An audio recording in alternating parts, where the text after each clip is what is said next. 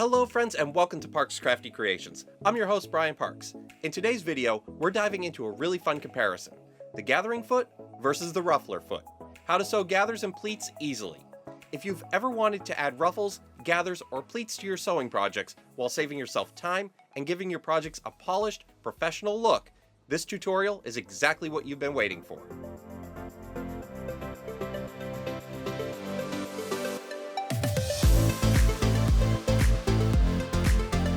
Before we get started, if you enjoy this content, be sure to give us a like below, as it really does help out the channel. Do it now please, and if you're new to our channel, be sure to subscribe and ring that notification bell icon so you'll always be notified whenever a new video drops. And hey, if you love what we do here, be sure to share us with your friends.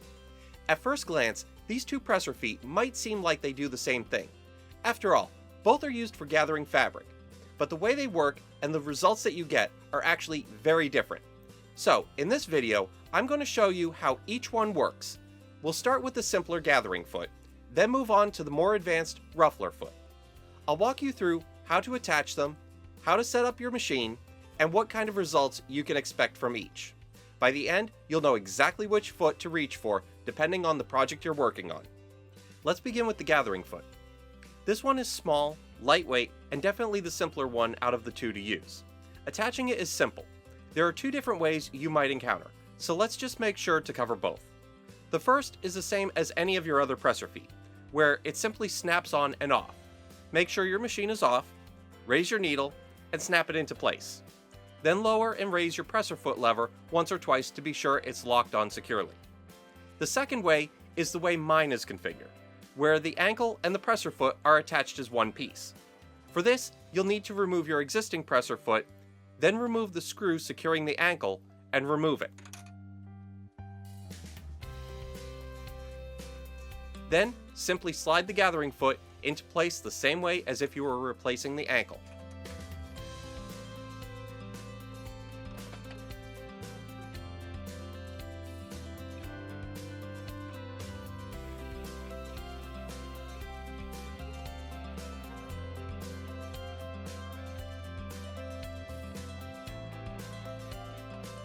Simple, right?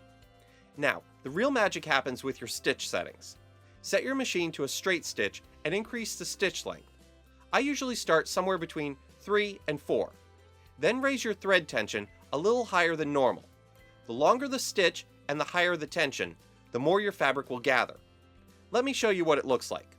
With a 3.0 length, you'll get a soft, light gather. If I change to a 4 and increase the tension, you can see how much more dramatic the gathering becomes. This is why testing on a fabric scrap is so important. It gives you a preview of what your finished ruffle will look like. Here's another fun feature. Some gathering feet have a little slot along the top. That slot lets you feed in a second piece of fabric, so you can sew a gathered strip right onto a flat piece in one step. It's perfect if you're attaching ruffles directly to a skirt hem or to the edge of a sleeve. A couple quick tips. Don't expect this foot to create deep, structured gathers. It's meant for soft ones. And if your fabric is especially slippery or delicate like chiffon, try stabilizing it with a spray starch or a wash-away stabilizer first. That'll make the process much easier. Now, let's move on to the ruffler foot. This one looks a lot more intimidating because it's big and has all of these moving parts. But don't let that scare you. Once you know how it works, it's actually pretty straightforward. The ruffler foot doesn't just create gathers, it creates pleats. These pleats can be shallow or deep, and you can even choose how far apart they are. That makes this foot really useful if you're working on something like an apron, a decorative trim, or even a garment where you want a very structured look. Attaching it takes a little more effort than the gathering foot. First, make sure your machine is in the off position and your needle is raised. Place the foot on the machine base, just like you would with a normal presser foot. Now, here's the tricky part. There's a little arm or yoke on the foot that has to hook over your needle clamp screw.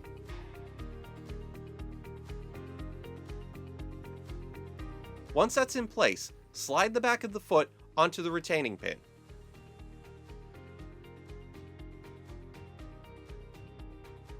Then lower and raise your presser foot lever to check that it's secure. This foot only works with a straight stitch, so double check your settings because the opening for the needle is so small.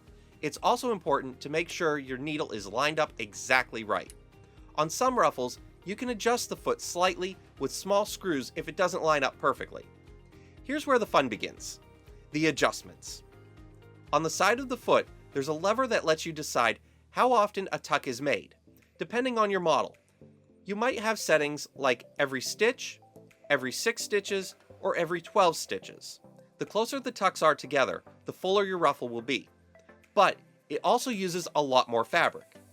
There's also a screw that controls the depth of each tuck.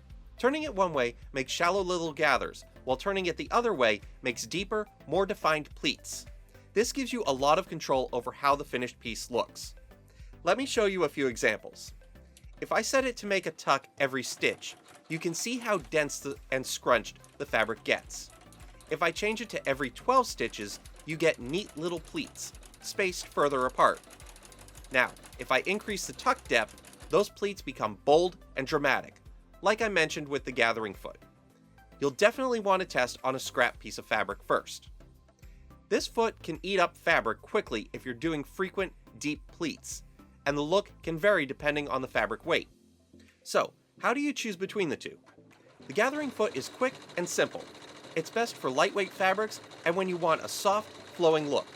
It's also a great option if you're just starting out with sewing feet, because there's not much setup involved.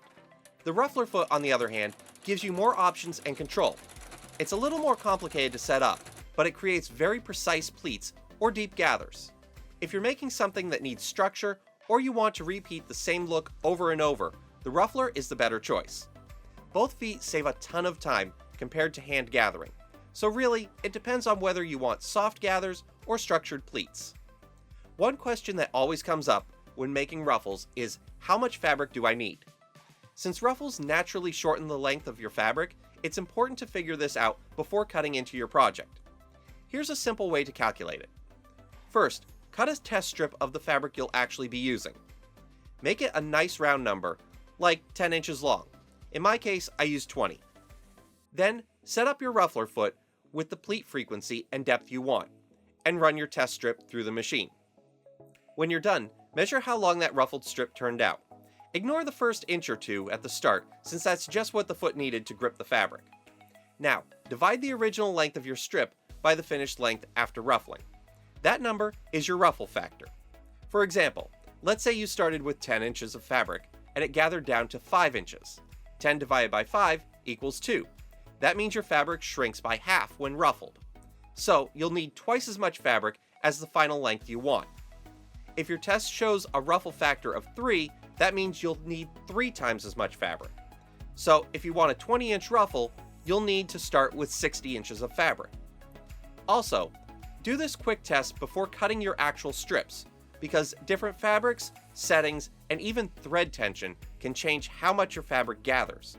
And that's how to use both the gathering foot and the ruffler foot. If you've never tried them before, I recommend starting with the gathering foot. It's easy, it's beginner friendly, and it gives you quick results. Then, once you're ready to play with adjustments and get more creative, the ruffler foot is a great next step.